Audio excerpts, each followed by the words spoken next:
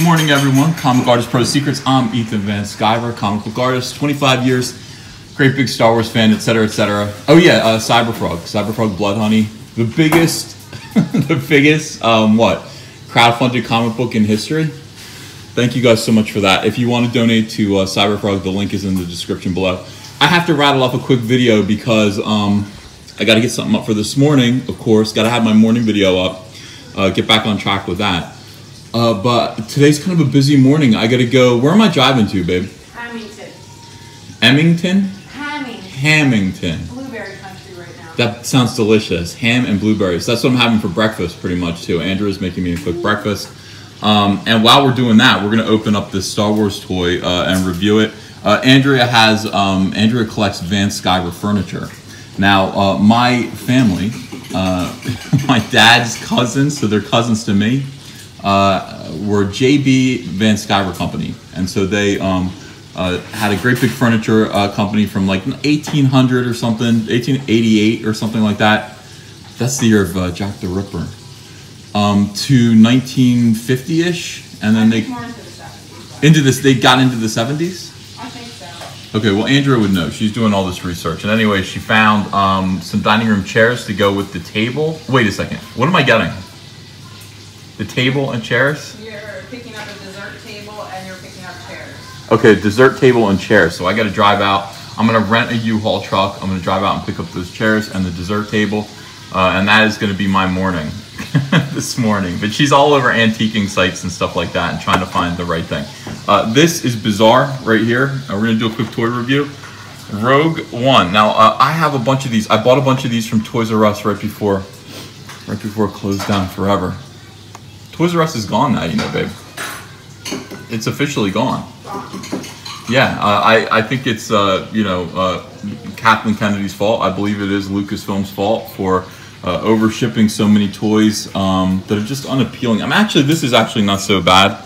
I like this, I like this big Wookiee guy here. I think he's pretty neat. Stormtrooper's kind of odd, but it's, there's worse stuff from Rogue One. The problem is, it's just that for some reason, none of these toys really took off. The movie didn't work out. What is this? Why does he have this? All right, here's another problem. They're trying to make these things into G.I. Joe toys. Now, of course, this is old. By the way, I bought this, and I already opened it and reviewed it, and I made a video of it, and I never released the video, so maybe I should do that. Yeah, what is this? He's got firing missiles? How is this Star Wars? This isn't Star Wars. Dual projectile launcher. Oh, that's good. You got one for each of your child's eyeballs. Fantastic. Look at this. They want to shoot dual projectiles into your kid's eye. All right, first of all, who are these people? This is MOROFF and a SCARIF Stormtrooper. Yeah, and I really like MOROFF. I think he's pretty neat. Sorry about his asthma. I'm really upset about his breathing problems. But, All right, hold on.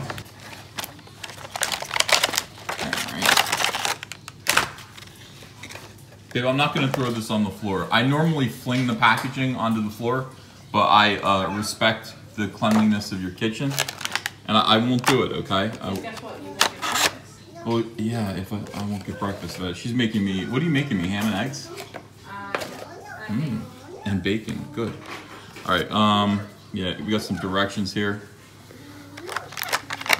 Yeah, this is just too much stuff here. I don't like when they do this. I like when they do accessories like this for, He-Man and G.I. Joe and Transformers, but this is not Star Wars. Do you disagree? Is this, like, this isn't Star Wars.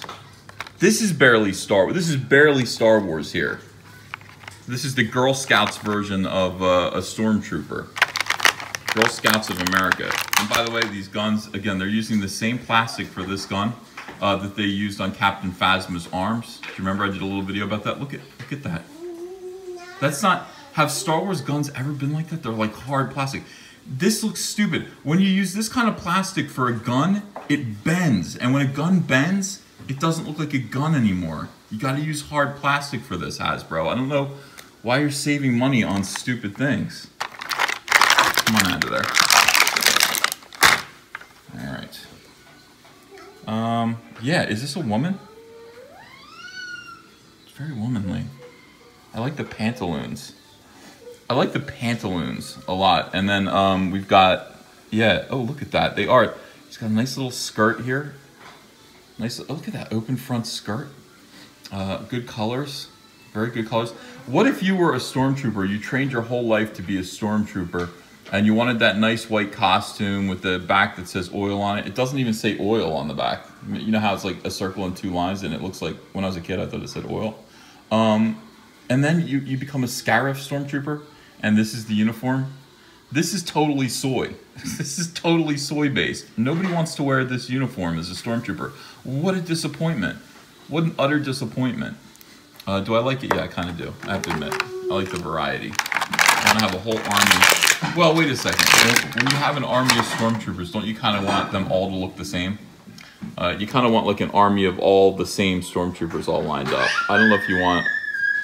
What do you think, Ace? I don't know if you want a variety of different colored stormtroopers. That makes them look too individualistic. And that the whole point of a stormtrooper army is to have a whole army of the same disposable, you know, stormtroopers. They're all expendable. They're all expendable. If anybody could shoot, they would be expendable. Ava, you dropped your fork on the ground. Hold on 1 second. Okay, we got MOROFF here. I like the way he feels. He's got the same feel to him as the Wampa that came in the Luke and Wampa Empire Strikes Back 2-pack.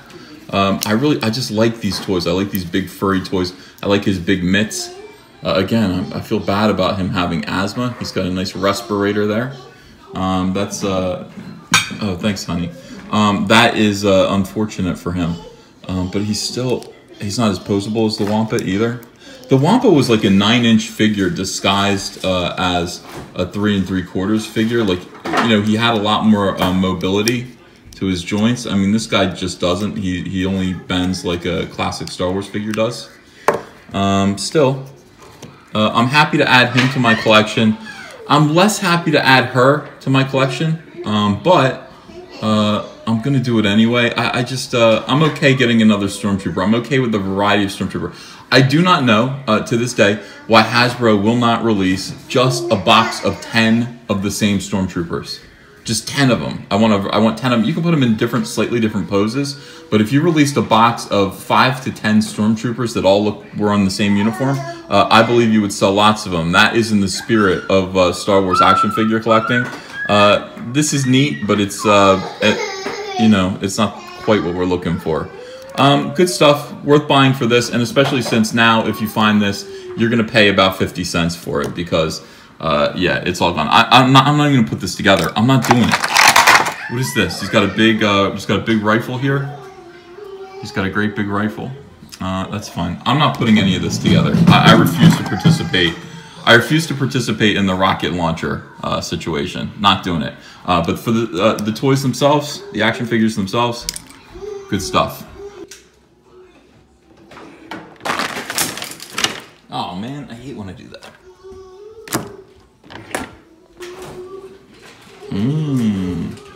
Show your friends you support independent comics while showing the world who you back in the fight against the swarm with the brand new Cyberfrog t-shirt from Crypto Fashion and Comic Artist Pro Secret. Sizes come in small to 5XL, and take your choice of colors between navy blue, white, and black. And if you haven't yet, go ahead and order the Fandom Menace, Go Get Daddy's Belt, Tico, and Soilo t-shirts as well. Link is below in the description. You're gonna look great. People love these shirts. They fit wonderfully. Thank you very much. Hey guys, we just want to thank you very much for your continued support of this channel and all of our projects, all of the things that we're doing. We do appreciate all of the Patreon backers. We're going to have a brand new Patreon backer scroll pretty soon. I think probably in the next 3 days. So if you are a new Patreon backer, you'll see your name pretty soon. It's going to be pretty cool. Got to figure out what the background's going to be. But I want to thank you guys because you guys are loyal. You guys are wonderful. You guys have been supporting this channel in so many different ways, from clicking like on the videos to subscribing to recommending the videos to friends, buying t-shirts, buying Cyberfrog Blood Honey, and coming and visiting our live streams. And some of you even donate super chats. Thank you so much. We couldn't do this without you. We just couldn't do this. So from my family to yours, thanks very much. And now I'm going to eat breakfast. Bye.